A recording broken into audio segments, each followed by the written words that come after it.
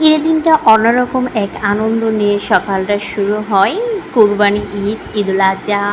Hello viewers, আসসালামু আলাইকুম। শুরু করছি শ্রীমঙ্গল থেকে সকালবেলা কুরবানি ঈদের দিন ঈদুল আজহার সকালবেলাটা। তো আমরা সিএনজি করে বাসা থেকে রওনা দিয়েছি কুরবানির উদ্দেশ্যে।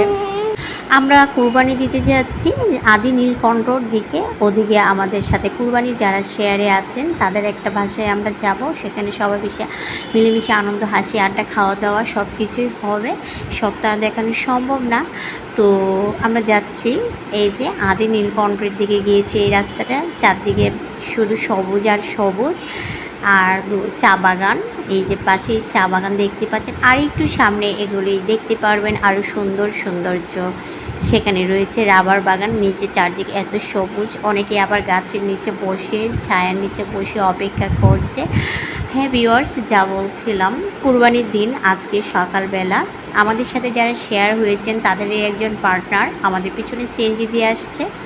এই যে রাবার বাগান নীলকণ্ঠর দিকে যাচ্ছি আমরা। এত সুন্দর কালিঝোঁকে প্রকৃতি বড় বড়ই আমাদের চোখ জুড়ে দেয়, মুগ্ধ করে, যা সত্যি মনের প্রশান্তি বিরাজ করে এই প্রকৃতি দেখলে।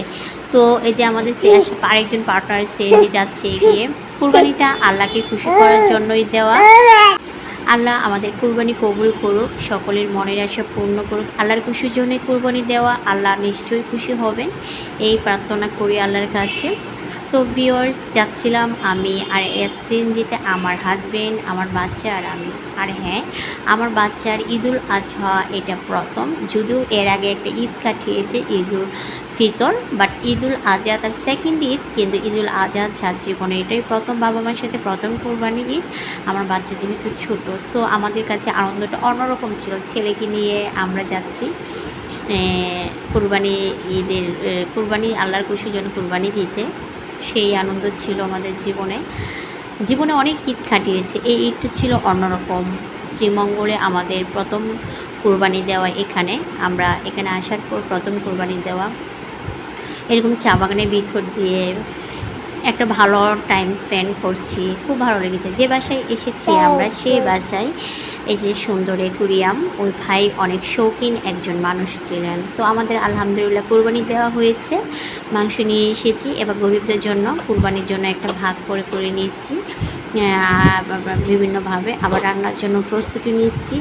এই তো, আল্লাহ আমাদের কুরবানি কবুল করুক এই প্রার্থনা দিয়ে আমার ভিডিও শেষ দিকে চলে এসেছি।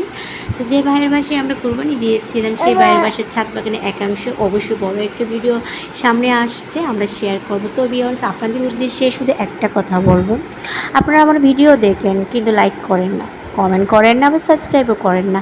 কীভাবে উৎসাহ পাবো বলুন তো? ওর ভিডিও তো শুধু আমার তো আপনাদের সাথে শেয়ার করা, আনন্দ ভাগাভাগি করা। আপনারা তো অনেকেই আমার ভিডিও দেখেন, দয়া করে রিকোয়েস্ট করছি আমার ভিডিওটা দেখার পর যদি ভালো লেগে থাকে তবে অবশ্যই সাবস্ক্রাইব করবেন, কমেন্ট করবেন, লাইক করবেন, আমি উৎসাহ পাবো আরও। আজ এই পর্যন্তই, আল্লাহ হাফেজ।